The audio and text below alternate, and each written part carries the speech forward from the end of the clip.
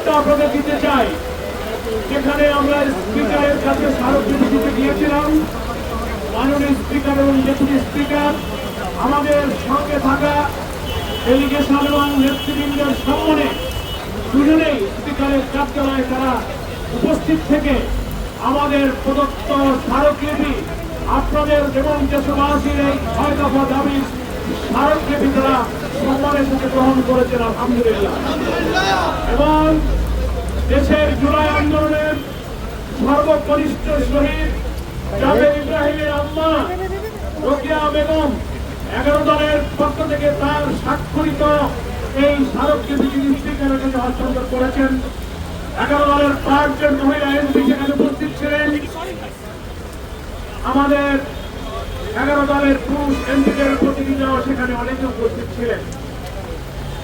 অত্যন্ত সৌহার্দ্যপূর্ণ পরিবেশে স্মারকলিপির বিষয়বস্তু নিয়ে আলোচনা হয়েছে। আমরা অনুরোধ করেছি, বাংলাদেশের রাজনীতির এখন প্রধান সংকট এই গণভোটের রায় বাস্তবায়ন না হওয়া। এটা যদি বাস্তবায়ন না হয়, এই সংকট বাংলাদেশের রাজনৈতিক সংঘাতের দিকে নিয়ে যেতে পারে।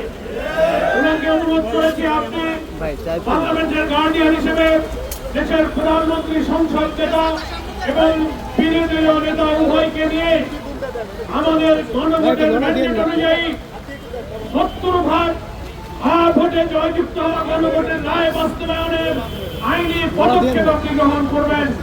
তিনি আমাদেরকে এইটুকু আশ্বস্ত করেছেন, স্পিকার হিসেবে আমি নিরপেক্ষ, তবু এই সংকট নিরসনে আমি মাননীয় প্রধানমন্ত্রীর সাথে বিরোধী নেতার সাথে কথা বলে আমার সাধ্যে আমি একটা উদ্যোগ গ্রহণ করব। এতটুকু আশ্বস্ত উনি আমাদেরকে করেছেন এবং এটাও বলেছেন যে আজকেই আমরা আসার পর ওনার সাথে প্রধানমন্ত্রীর বৈঠকের সময় নির্ধারিত আছে, সেই সময় তিনি এই স্মারকলিপি নিয়ে প্রধানমন্ত্রীর সাথে কথা বলবেন, এটুকু তিনি আমাদেরকে ওয়াদা করেছেন। সম্মানিত দেশবাসী, বৃষ্টিতে ভিজে আমরা আপনার কষ্ট দেব না। এই আন্দোলন 36 দিনের যে কর্মসূচি 11 দল ঘোষণা করেছে, তারই একটা অংশ আজকে ছিল। আগামীকাল জাতীয় সেমিনার হবে ইঞ্জিনিয়ার্স ইনস্টিটিউট সকাল 10টায়। 11 দলীয় শীর্ষ নেতারা সেখানে উপস্থিত থাকবেন। বিরোধী দলীয় নেতা ডাক্তার শফিকুর রহমান সহ 11 দলের শীর্ষ নেতারা সেখানে বক্তব্য রাখবেন। আপনাদের সেখানে সকলকে আমন্ত্রণ জানাই।